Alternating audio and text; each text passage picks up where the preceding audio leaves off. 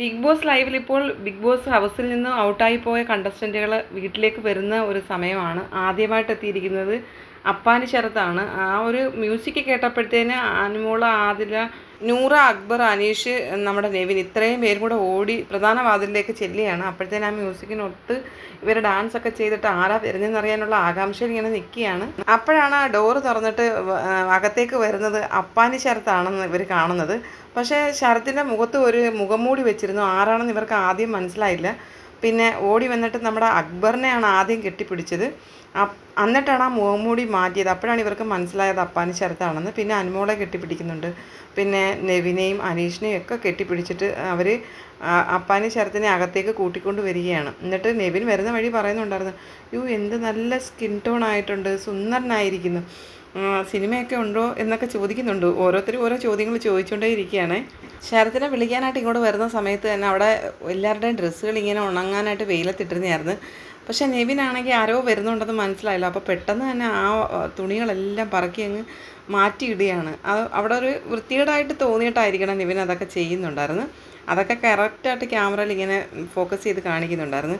പിന്നെ പെട്ടെന്ന് അകത്തേക്ക് വന്നിട്ട് പറഞ്ഞ് ഉച്ചഭക്ഷണം കഴിച്ചുകൊണ്ടിരിക്കുകയാണ്. ഷാനവാസ് മാത്രമാണ് അവിടെ കഴിക്കുന്നത്. അപ്പോൾ ഷാനവാസ് അവിടെ നിന്ന് എണ്ണീക്കുകയോ സംസാരിക്കുകയോ ചെയ്തില്ല.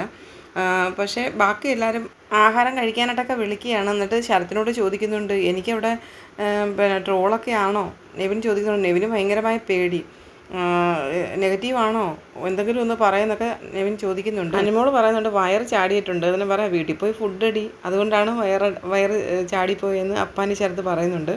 അപ്പാനി ശരത്തിനോട് ഫിലിമിനെ പറ്റിയൊക്കെ ചോദിക്കുകയാണ്. എന്നിട്ട് പറയുന്നുണ്ട്, ഞാൻ ബിഗ് ബോസിനോട് ഇങ്ങനെ വിളിച്ച് ചോദിച്ചുകൊണ്ടേ ഇരിക്കുകയായിരുന്നു, എന്നാണ് അകത്തോട്ട് പോകുന്നത്, എനിക്കിപ്പോൾ ഷൂട്ടിങ്ങും കാര്യങ്ങളും ഒന്നും ഇല്ലെന്ന് പറയുമ്പോഴത്തേനും എല്ലാവരും കൂടെ ചിരിക്കുന്നുണ്ട്. പിന്നെ പറയുന്നുണ്ട്, നിങ്ങളെ ഒന്ന് കാണാൻ വേണ്ടിയിട്ടുള്ള ആഗ്രഹം, പിന്നെ ഈ വീട്ടിലേക്ക് ഒരു വട്ടം കൂടി വരുന്നത് ഭയങ്കര സന്തോഷമുള്ള കാര്യമല്ലേ. ഇപ്പോൾ ഇവിടെ നടന്ന ടാസ്കുകളൊക്കെ ശരിക്കും മിസ് ചെയ്യുന്നുണ്ടായിരുന്നു. ആ കാറിൻ്റെ ടാസ്ക് നിങ്ങൾ പോയിട്ട് ആ ഓടി വരുന്നില്ലേ, ആ ഒരു മണി ടാസ്ക്, അത് ഭയങ്കര ഒരു ഇൻട്രസ്റ്റിംഗ് ടാസ്ക് ആയിരുന്നു. എല്ലാം മിസ് ചെയ്യുന്നുണ്ടെന്നൊക്കെ നമ്മുടെ അപ്പാനി ശരത്ത് പറയുന്നുണ്ട്. എല്ലാ ടാസ്കുകളും ഗംഭീരമായിട്ട് എല്ലാവരും ചെയ്യുന്നുണ്ടെന്ന് പറയുന്നുണ്ട്. ടാസ്കുകൾ ചെയ്യുന്നതിനപ്പുറം ഇവിടെ നടക്കുന്ന പ്രശ്നങ്ങളെല്ലാം സർവൈവ് ചെയ്ത് നിങ്ങൾ ഇവിടെ വരെ വന്നല്ലോ, അത് വലിയ കാര്യമാണെന്ന് പറയുന്നുണ്ട്.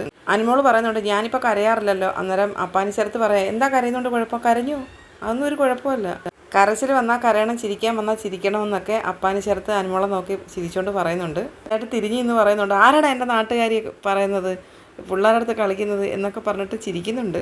ഏതെങ്കിലും പയ്യന്മാരെ വിളിച്ചാലുണ്ടല്ലോ എന്ന് പറഞ്ഞിട്ട് കിച്ചണിലേക്ക് പോവുകയാണ്. അപ്പം അനുമോള് പറയുന്നുണ്ട്, ആ ഗ്ലാസ് ഇങ്ങി തരാനെന്ന്, ഇന്നത്തേക്ക് ഞാൻ കഴുകി വെക്കാമെന്ന് പറയുന്നുണ്ട്.